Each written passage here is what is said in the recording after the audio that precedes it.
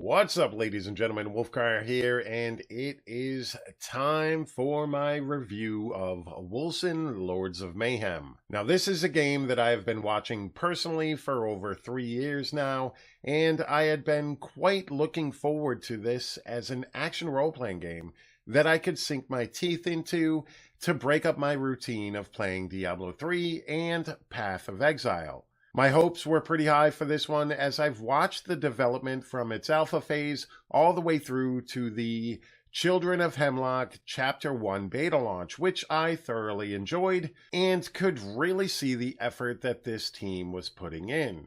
And honestly, I was very impressed with Chapter 1 and the overall outlook for the game. The long delay seemed to be paying off. Then the day finally came for the full release of Wolcen Lords of Mayhem, and at launch I was able to get through Act 1, but my progress was stunted by the server issues that began plaguing the game. And although I wasn't really able to continue for the next day and a half due to the server shutdown, I finally progressed through the campaign, which I did enjoy, and oddly enough, seemed to be rather unaffected by any of the game-breaking bugs that many players experienced, which truly is odd indeed, because I've seen plenty of these bugs being discussed or shown off in streams or tweets and that sort of thing, as well as being in Discord with my friends who were also having these same issues. There were character progression wipes, item dupes, a gem stacking bug resulting in infinite amounts of gold flooding the game's brand new economy, people's characters bugging out and falling through the world, server inconsistencies, passive tree blunders resulting in builds that were pretty much unkillable and dealt way too much damage, passive tree nodes that don't actually do what they say, or anything at all for that matter, and these were just a handful of things affecting this game at its launch, and I love the game, or rather I love the game that it could be.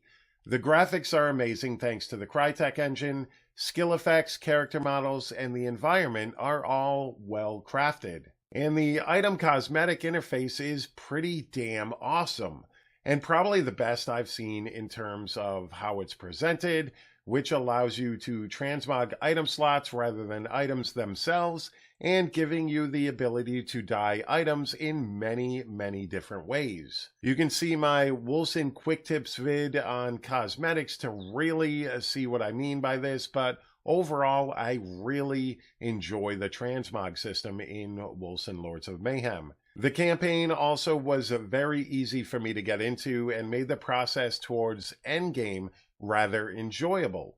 The voice acting was respectable and the storyline was pretty solid. And while there was nothing spectacular about it, there was nothing that really felt like it was dragging on either.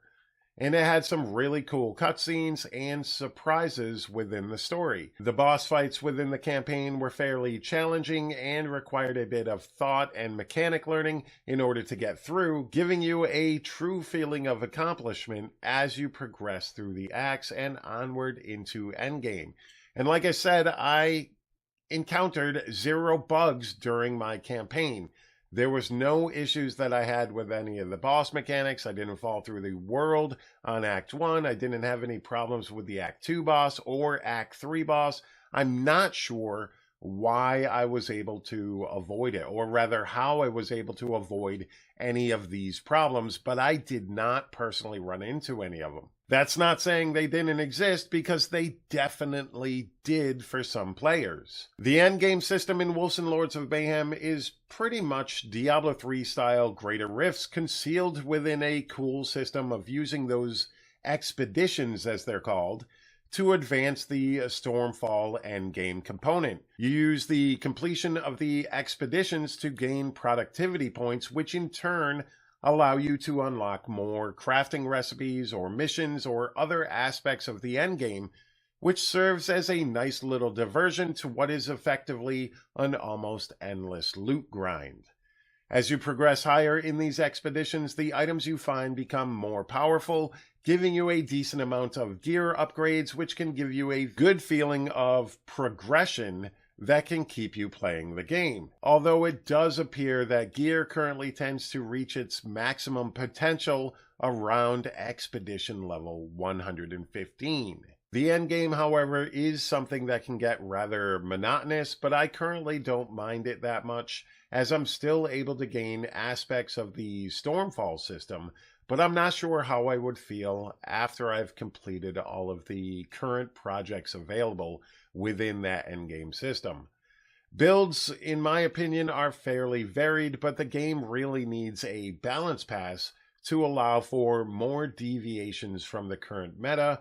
Cough, cough, Bleeding Edge, even with the 1.0.5 update, Bleeding Edge is still massively powerful and pretty much necessary in any melee type of builds, and it really needs a little bit more fine-tuning as well as other skills out there. This is something that I do expect the game's developers to be working on as we progress in the game's development.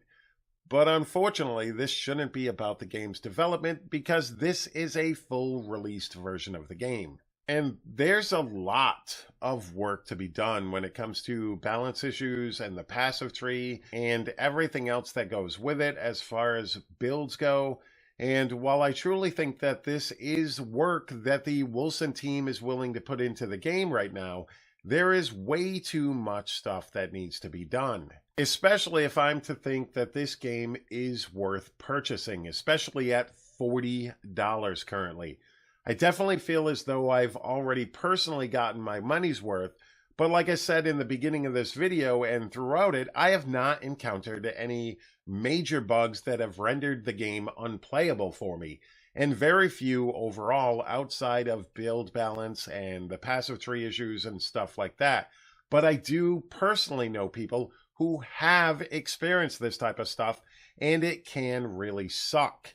If the team over at Wolcen Studios can pull this all together and iron out all the bugs and balance issues facing the game while still maintaining server stability and maybe add some more tile sets and bosses to the endgame mapping system, then this should become a great ARPG. But even though I am personally enjoying it, I just don't think it's there yet. The latest patch 1.0.5 did seem to fix some of the many issues the game currently has, and I can say for sure that the gold has been removed from players who were using certain exploits early on before these hotfixes.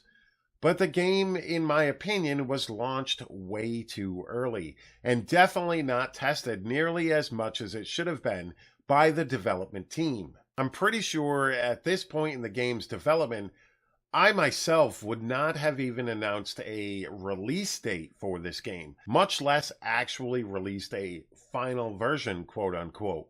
I don't know if they felt pressure from their own community due to the many delays plaguing this game, or if they felt that way because of the inevitability of extreme competition coming to the genre, but this game just wasn't ready for a full final release. I personally am still enjoying this game and will continue to create content for Wolcen Lords of Mayhem, but at this point, I would tell those that have not already purchased the game to hold off and keep an eye on the development of the game. In my lead up to the release of Wolcen Lords of Mayhem, I stated that it would all depend on the game's delivery, and unfortunately, that's where everything went wrong with this game. And hopefully in the near future, we will all be having a much different discussion on Wolcen Lords of Mayhem. The base is there. It's a really decent, solid starting point for this game